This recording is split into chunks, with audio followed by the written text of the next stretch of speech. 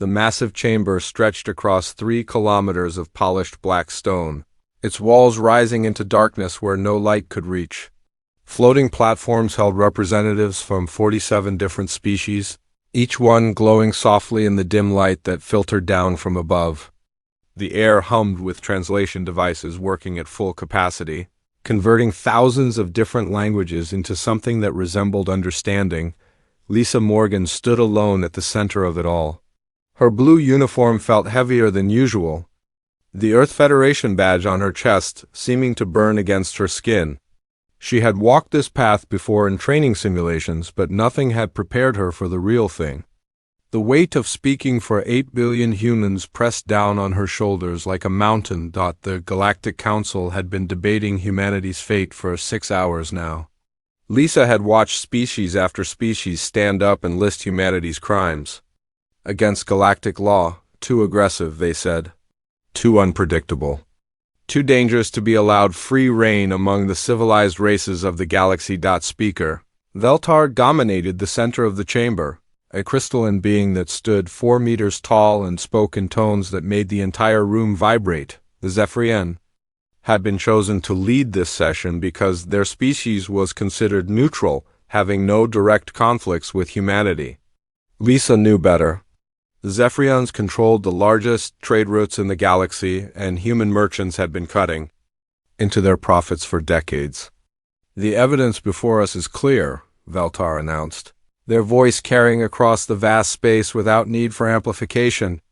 In the span of 2 centuries, the species calling themselves humans have established unauthorized colonies in 12 star systems. They have engaged in 43 documented conflicts with established galactic citizens. Their military expansion continues despite repeated warnings from this council. Lisa wanted to respond to explain that most of those conflicts had been defensive actions against species that attacked human settlements first. She wanted to tell them about the families just trying to build new lives on distant worlds, about the scientists making discoveries that benefited everyone, about the artists and teachers and farmers who represented the best of what humanity could offer. But her time to speak had passed hours ago, and the council had made it clear they were not interested in her explanations. The Corellian delegate raised one of his 4 arms, requesting permission to speak. Scan was an old reptilian whose scales had turned silver with age, and he had been one of the few voices supporting humanity throughout the proceedings. Honored Speaker, this delegate wishes to remind the Council that the human expansion has been largely peaceful. Most of their colonies were established on uninhabited worlds that no other species had claimed. Peaceful? The hegemony representative practically spat the word. General Crickstall was a typical member of his species, standing over 2 meters tall with skin like armor plating and eyes that glowed red in the chamber's dim light. Tell that to the mining crews on Vega 7 who were driven off by human military forces. Tell that to the Altarian research station that was destroyed in what humans called a defensive action. Lisa bit back her response. The mining crews on Vega 7 had been using slave labor from primitive species, something that was technically legal under galactic law but morally reprehensible by human standards. The Altarian research station had been conducting illegal weapons experiments that violated 3 different galactic treaties. But pointing out these facts would only make things worse for humanity. Speaker Veltar called for order as several delegates began arguing among themselves. The Council will focus on the matter at hand. We are not here to debate the circumstances of individual incidents, but to determine whether humanity as a whole represents a threat to galactic stability. Dr. Nexver from the Scientific Coalition stood next, their tentacles writhing in what Lisa had learned was a sign of distress. The humans' rate of technological advancement is unprecedented.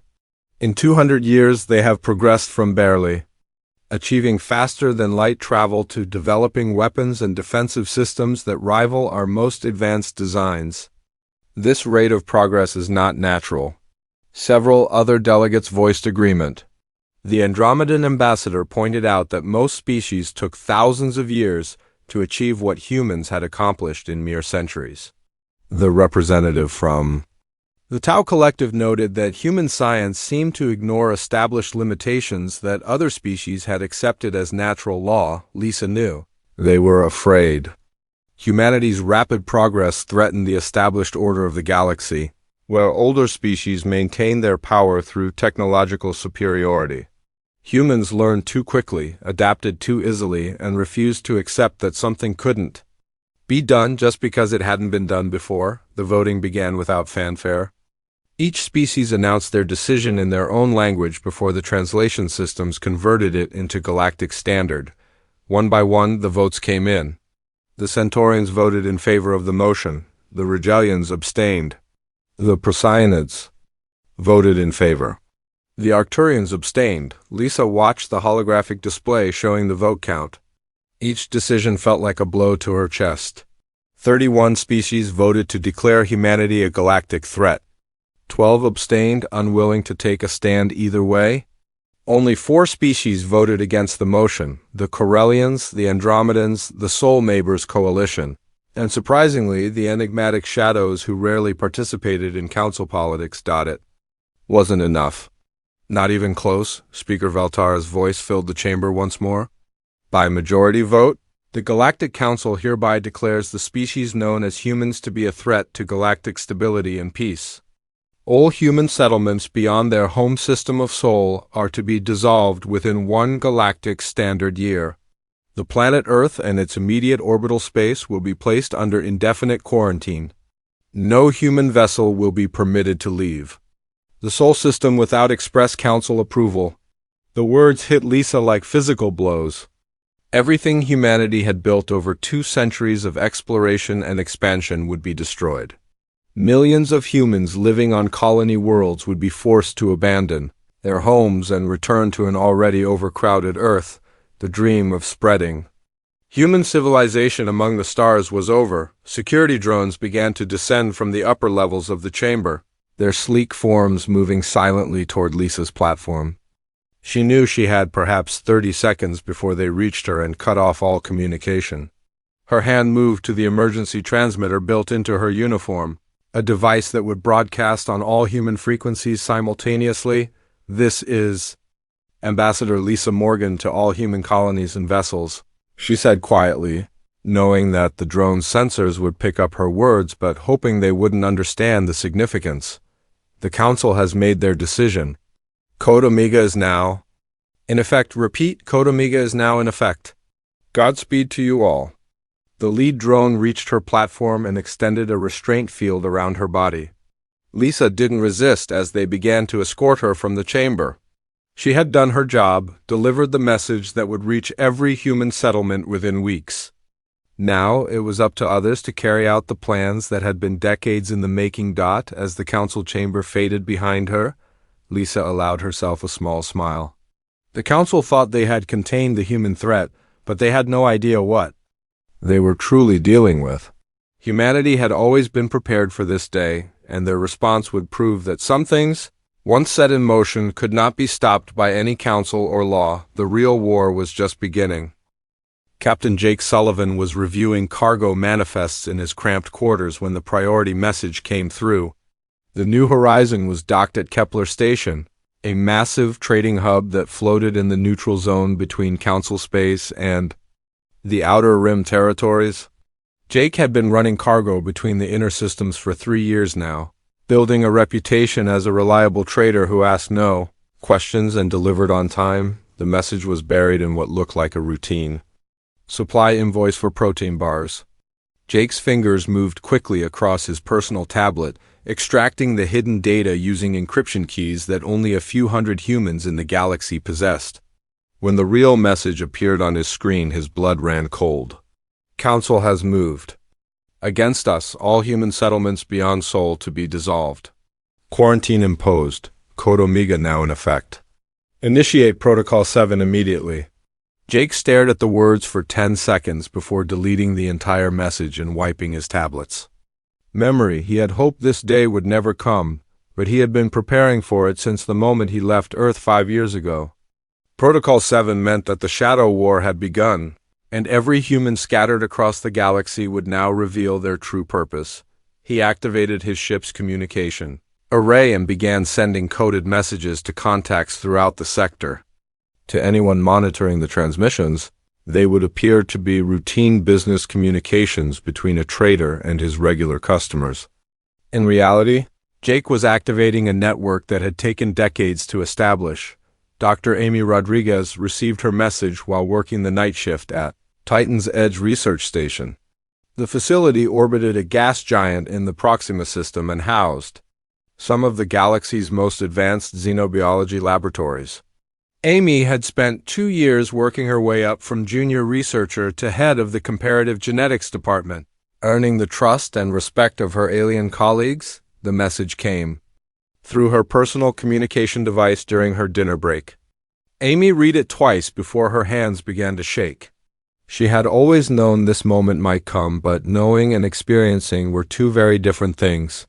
She looked around the cafeteria at her fellow researchers, most of whom were from species that had just voted to destroy everything humanity had built among the stars. Amy finished her meal calmly and returned to her laboratory.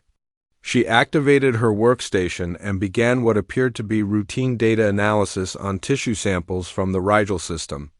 In reality, she was downloading every piece of classified Council military data that she could access through the station's research network.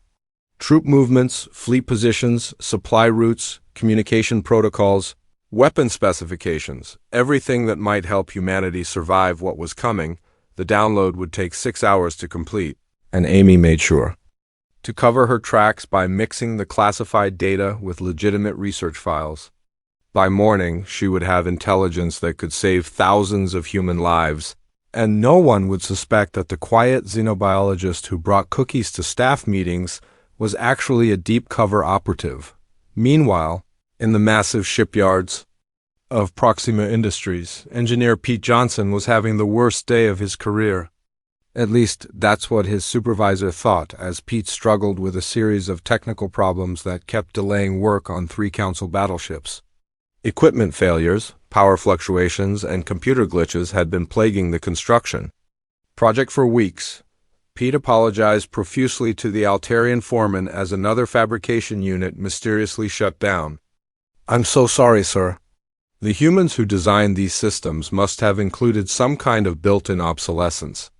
I'll have it fixed within the hour." The foreman grumbled and moved on to check other parts of the construction site. Pete waited until he was alone before allowing himself a small smile. The technical problems weren't accidents or design flaws.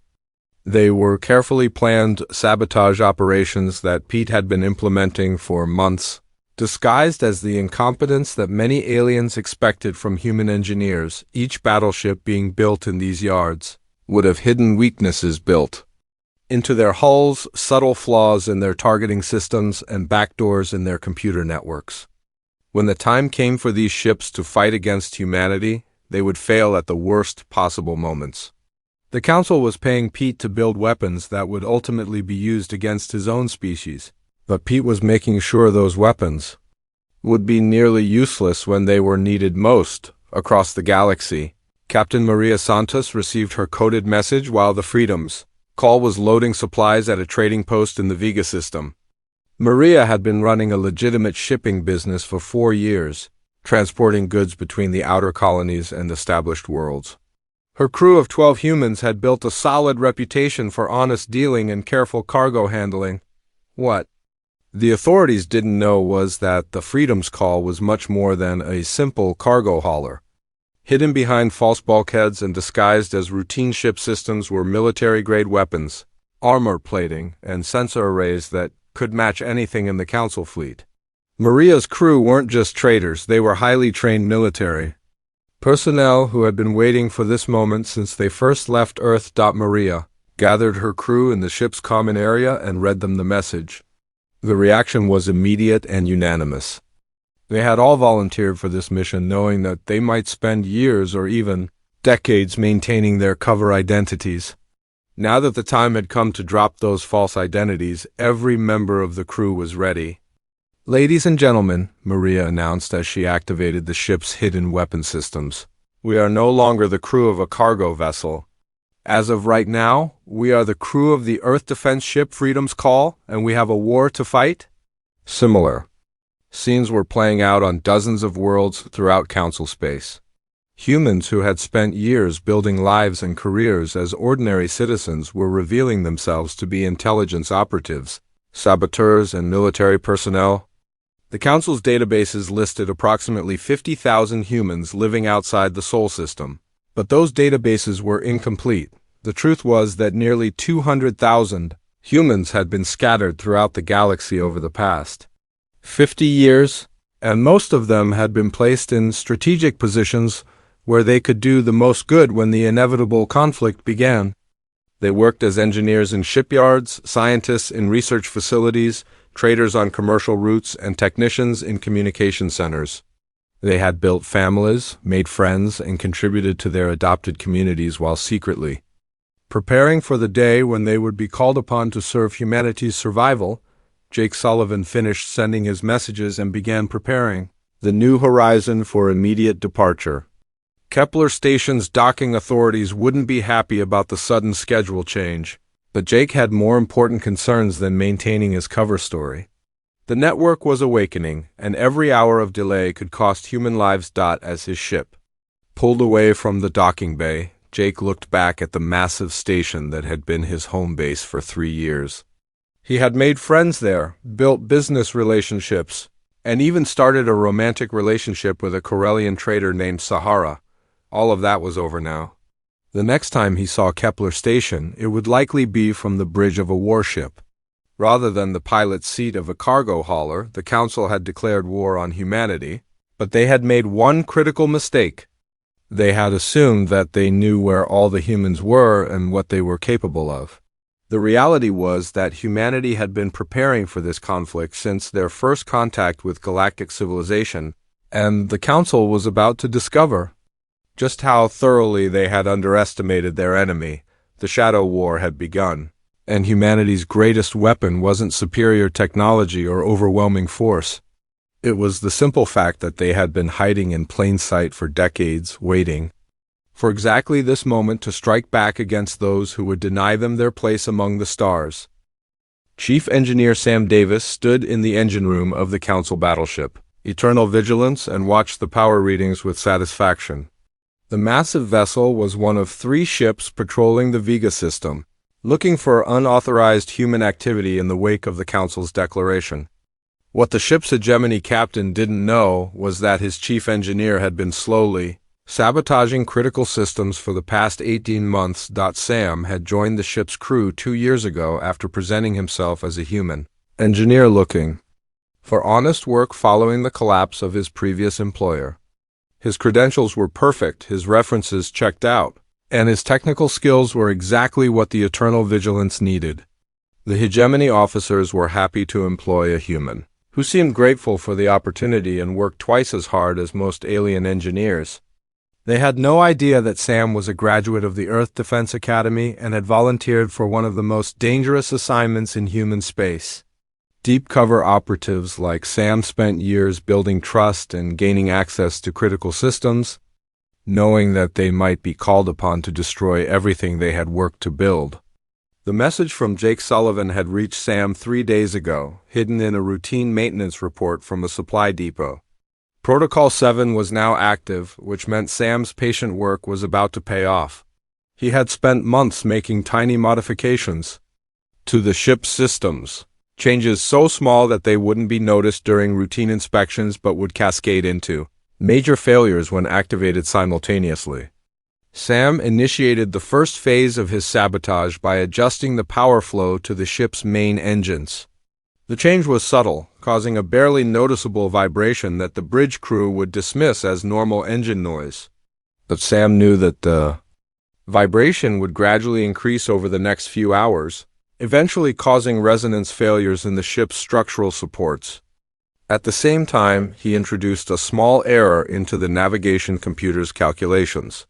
The error was so minor that it wouldn't affect the ship's current course, but it would compound over time, causing increasingly larger deviations from the intended flight path. By the time the navigation officer noticed something was wrong, the ship would be far from its assigned patrol route, Sam's most elegant sabotage involved the ship's communication array. He had spent weeks introducing subtle flaws into the signal processing software, making it appear that the problems were caused by cosmic radiation interference. The modifications wouldn't completely disable communications, but they would cause enough static and distortion to make clear communication impossible during critical moments. The first sign that something was seriously wrong came during the afternoon watch change. The ship's power grid experienced a sudden fluctuation that caused lights to flicker throughout the vessel. The backup systems automatically engaged, but they too showed signs of instability. Within an hour, the eternal vigilance was running on emergency power with no clear explanation for what had gone wrong.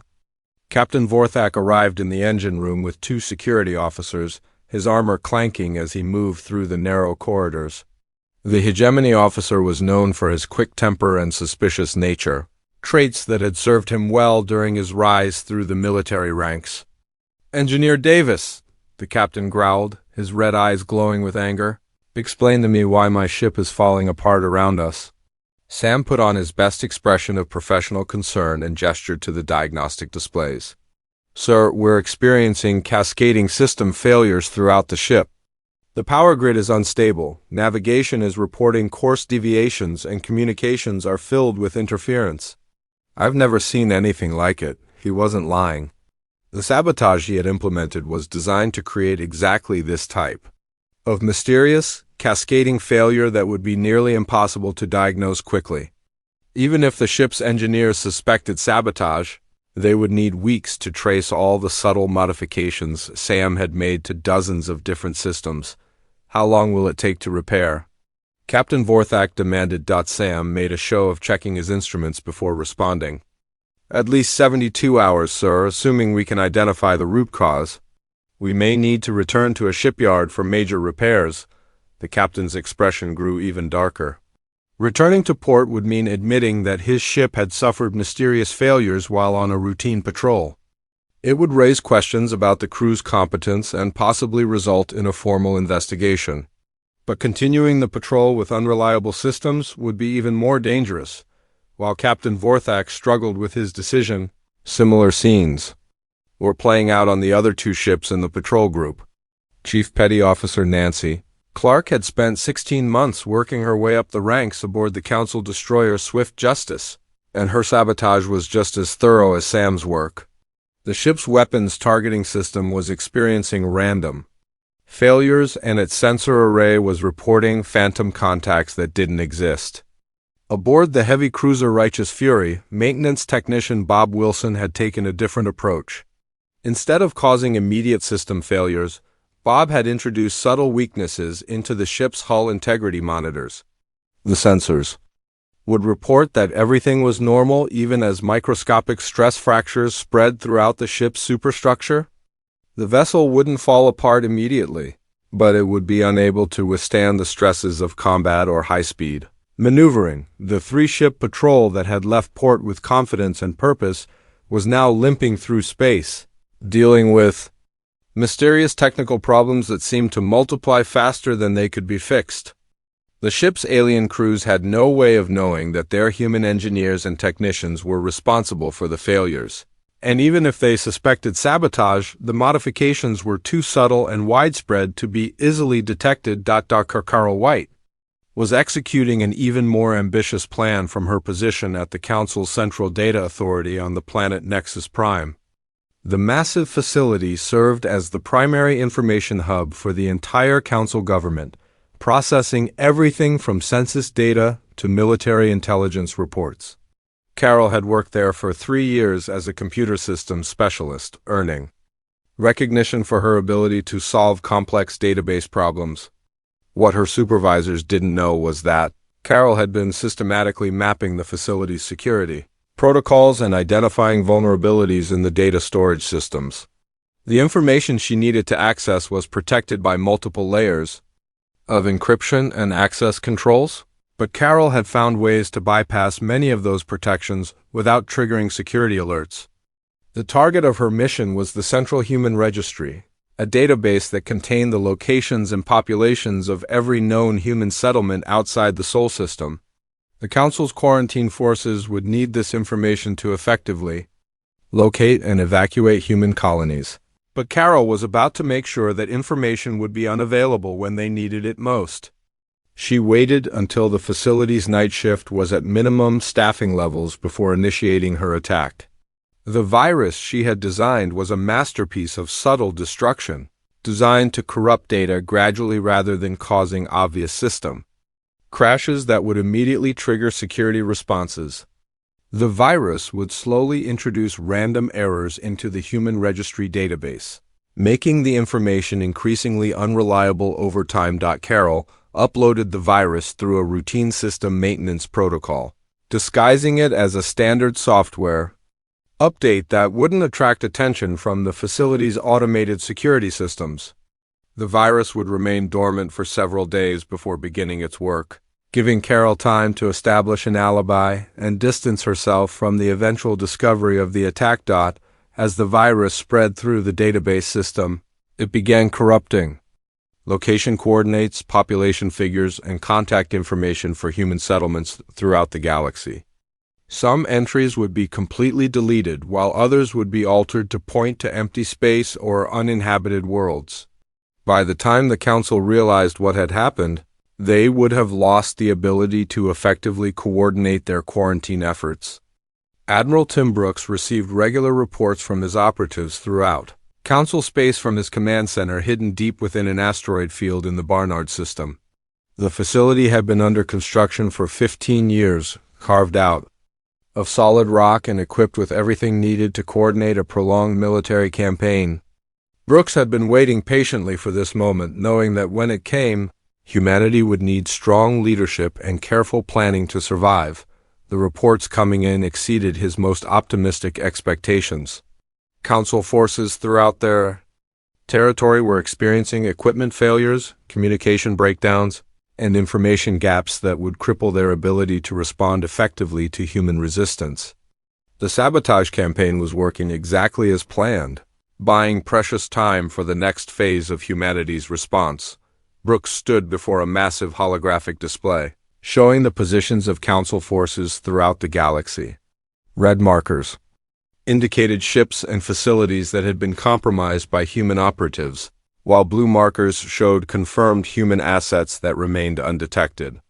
The pattern that emerged was clear. The Council was blind, confused, and growing more desperate with each passing hour. Phase 2 is complete.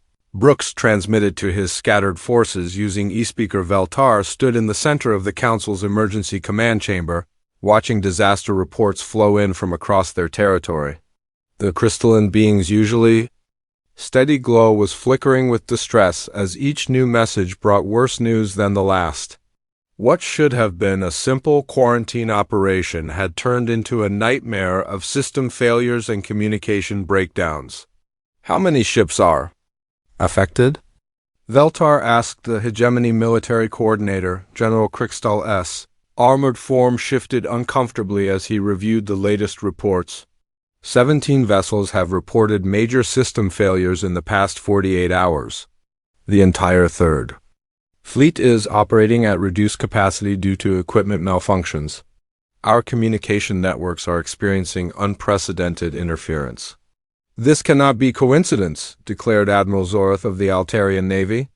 The humans must have planted saboteurs throughout our military infrastructure. Veltar's glow dimmed further. How is this possible?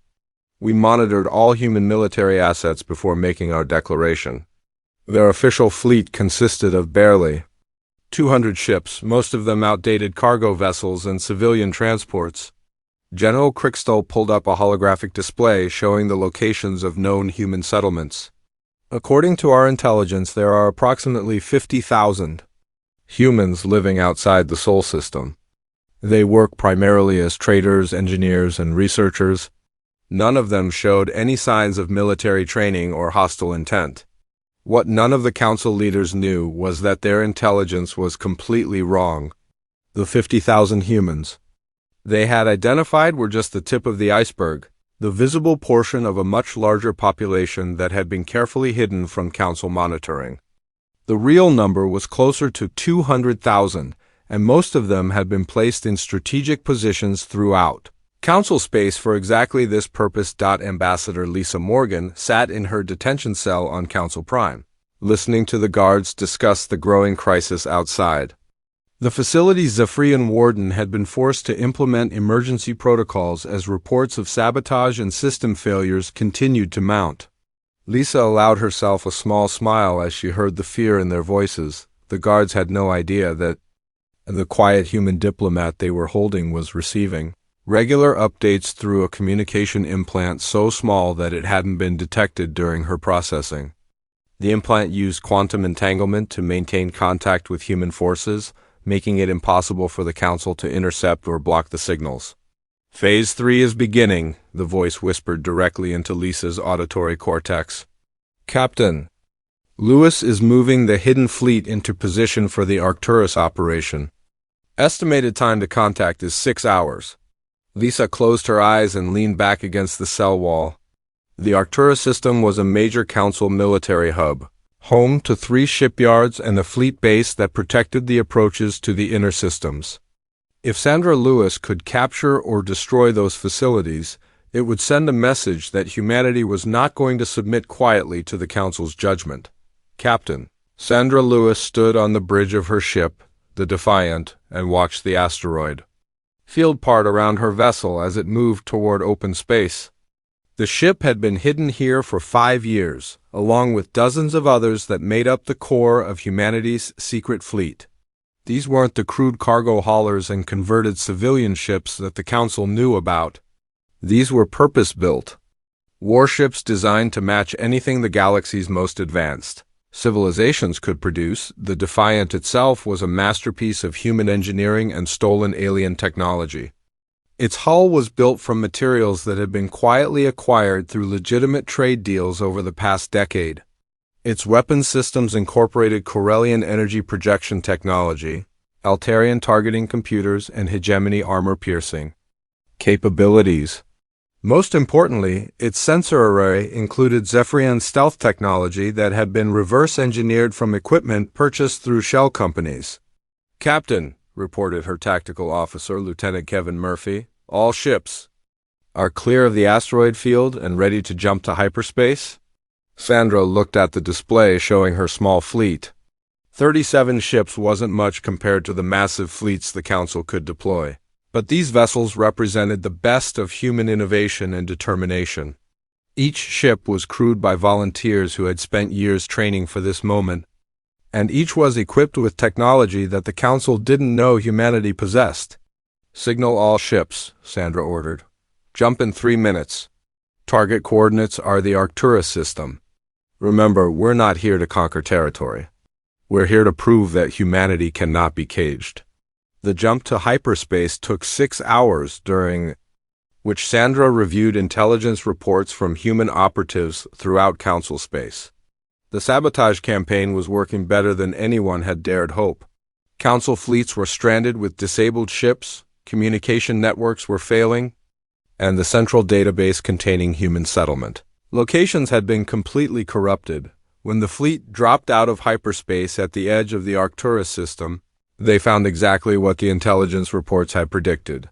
3 Council battle groups were stationed around the system's shipyards, but their formation was loose and their communication protocols were clearly compromised. Several ships showed signs of the same mysterious system failures that were plaguing Council forces throughout the galaxy. "This is Admiral Korath of the Council Defense Force," came a transmission from the lead battleship. "Unknown vessels. You are entering restricted Council space.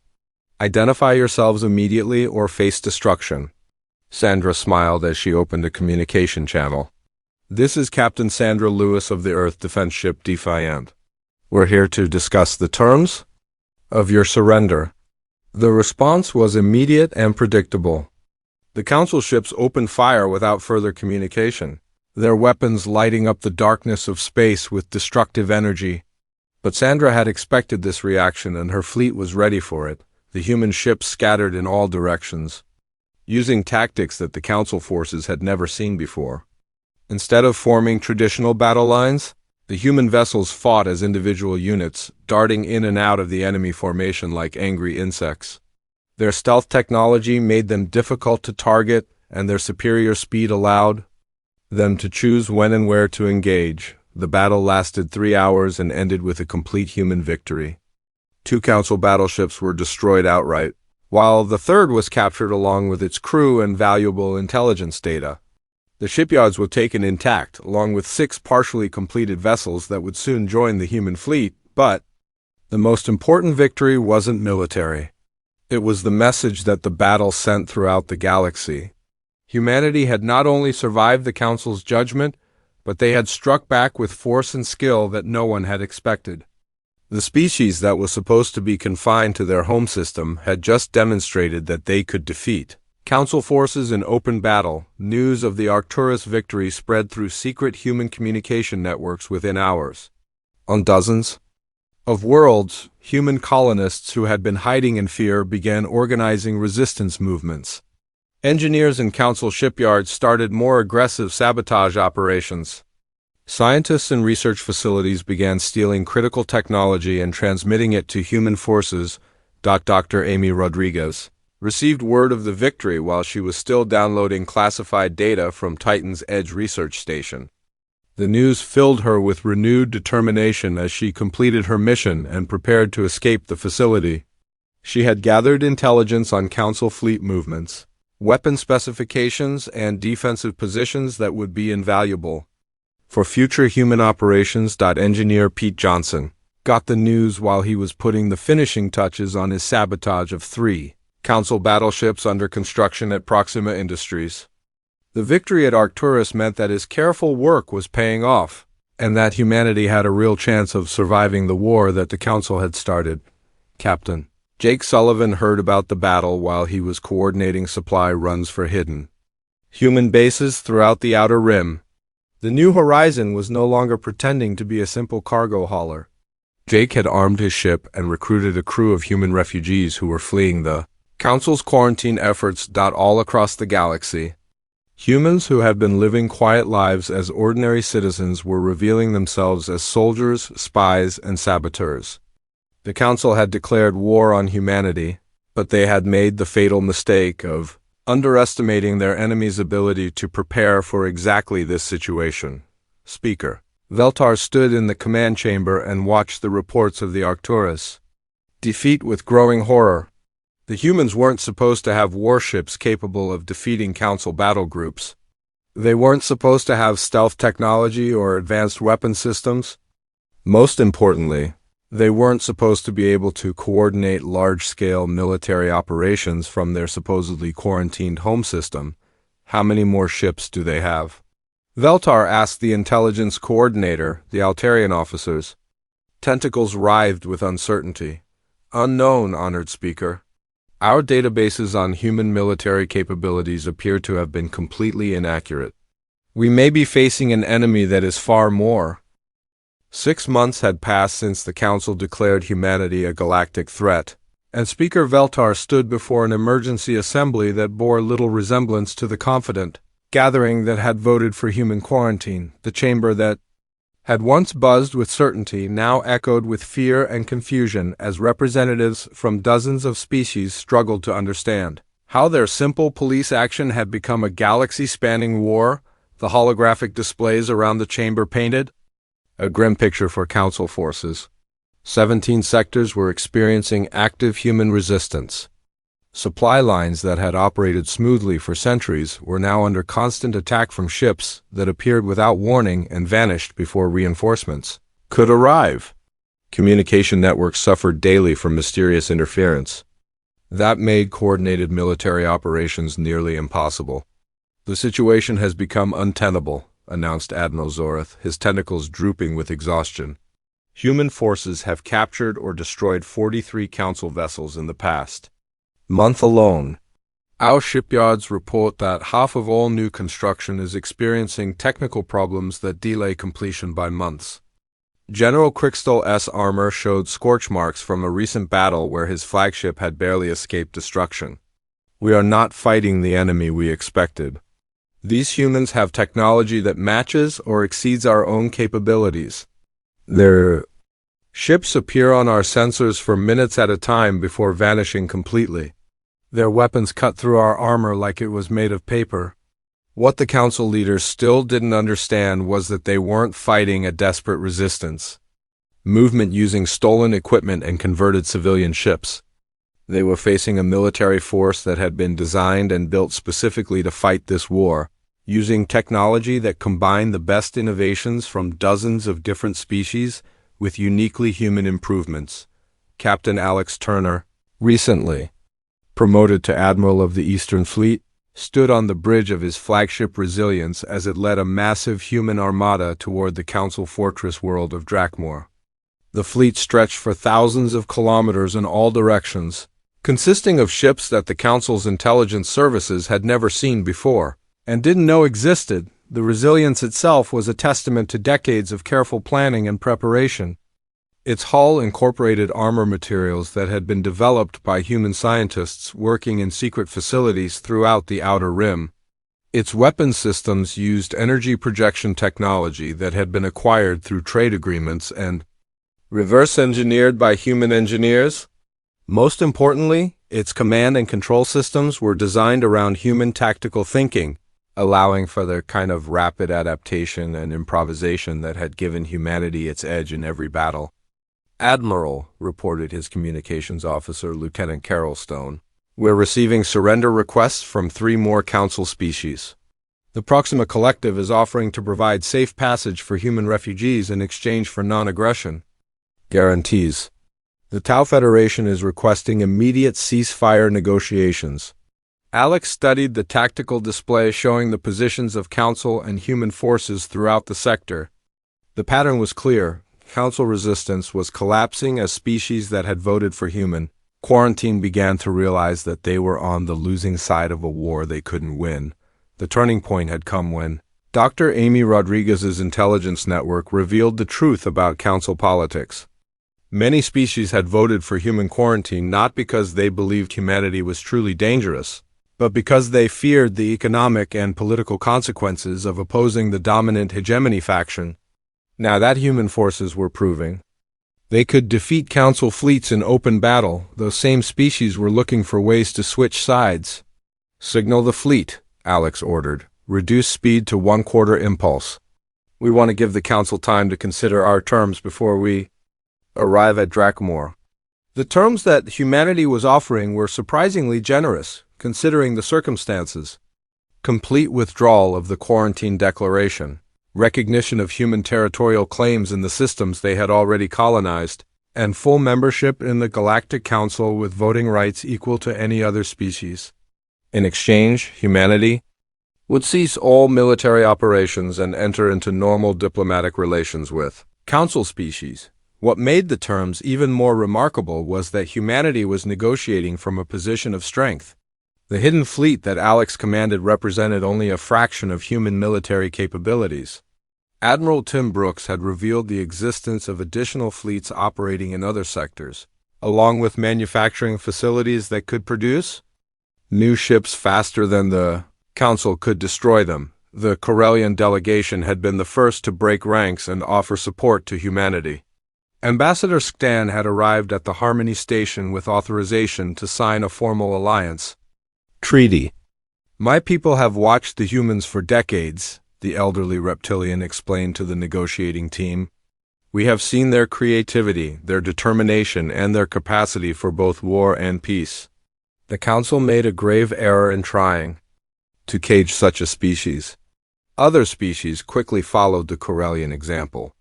The Andromedans offered to provide medical assistance to human colonies that had been damaged during the quarantine efforts. The Regelians proposed joint scientific research projects that would benefit both civilizations. Even some factions within the hegemony military were quietly approaching human representatives about possible ceasefire arrangements. Ambassador Lisa Morgan had been freed from her detention cell on Council Prime during a daring rescue operation led by Captain Maria Santos and her team. The Freedom's Call had penetrated Council security using forged identification codes and stealth technology, proving that human operatives could strike at the heart of Council territory whenever they chose. Lisa, now stood in the main conference room of Harmony Station, a massive diplomatic facility that had been constructed in neutral space, using human engineering and resources provided by their new allies. The station was a symbol of humanity's transformation from a quarantine threat to a major galactic power, complete with diplomatic quarters for dozens of species and conference facilities that could host negotiations involving hundreds of delegates. The irony is perfect, Lisa said to her aide as they reviewed the latest batch of requests for peace talks. 6 months ago, the Council declared us too dangerous to be allowed among civilized species. Now they're begging us to negotiate with them as equals. The final negotiations took place in the station's largest conference hall, with representatives from 47 species gathering to formally end the conflict. Speaker Veltar arrived with a much-reduced delegation, their crystalline form dimmed with what appeared to be embarrassment. The being who had confidently announced humanity's quarantine now faced the task of explaining how that same species had become powerful enough to dictate terms to the Council. The Galactic Council acknowledges that our previous declaration regarding humanity was based on incomplete information, Veltar announced to the Assembly. We formally withdraw all quarantine measures and recognize the legitimacy of human territorial claims in the systems they currently occupy. The treaty that was signed that day went far beyond simple recognition of human rights. It established humanity as a full member of the Galactic Council with voting privileges equal to any founding species. It created joint defense agreements that would protect human colonies from future threats. Most importantly, it acknowledged humanity's right to continue expanding into unoccupied star systems without Council interference. Admiral Alex Turner watched the signing ceremony from the observation deck of his flagship, which remained stationed just outside the neutral zone as a reminder of humanity's military capabilities. The Resilience and its escort fleet would remain in position until the last details of the treaty were implemented, but Alex knew that the real war was already over. The final scene of humanity's triumph came not in a council chamber or on a battlefield, but on a newly terraformed world in the Andromeda Galaxy. Young human colonists were planting earth crops in soil that had never known any form of life. While their parents worked to build homes and schools for the next generation, the children laughed as they played among the growing plants, completely unaware that their very existence represented humanity's ultimate victory over those who had tried to limit their expansion among the stars. The Council had outlawed humans and tried to cage them within their home system, but by the time they acted, humanity had already grown too large, too dispersed, and too determined to be contained. The galaxy that had once seemed closed to human expansion was now open to unlimited exploration and settlement. The species that had voted to quarantine humanity now competed for the chance to trade with human colonies and benefit from human innovation. The Council that had declared humanity too dangerous for civilized society now sought human membership to legitimize their own authority. In the end, the Council's greatest mistake hadn't been underestimating human military capabilities or failing to detect their hidden preparations. Their real error had been assuming that any force in the galaxy was powerful enough to stop a species that refused to accept limitations on their dreams of exploring the stars.